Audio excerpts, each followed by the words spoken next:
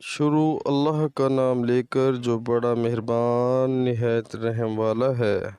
السلام علیکم ورحمۃ اللہ وبرکاتہ۔ میرے چچا بہت زیادہ وضو کیا کرتے تھے، یا یہ کہ وضو میں بہت پانی بہاتے تھے۔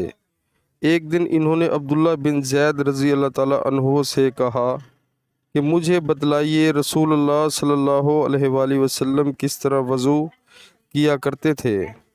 انہوں نے پانی کا ایک طشت منگوایا، اس کو پہلے اپنے ہاتھوں پر چھکایا، پھر دونوں ہاتھ 3 بار دھوئے، پھر اپنا ہاتھ طشت میں ڈال کر پانی لیا اور ایک چلو سے کلی کی اور 3 مرتبہ ناک صاف کی، پھر اپنے ہاتھوں سے ایک چلو پانی لیا اور 3 بار اپنا چہرہ دھویا، پھر کوہنیوں تک اپنے دونوں ہاتھ 2 بار دھوئے، پھر ہاتھ میں پانی لے کر اپنے سر کا مسح کیا۔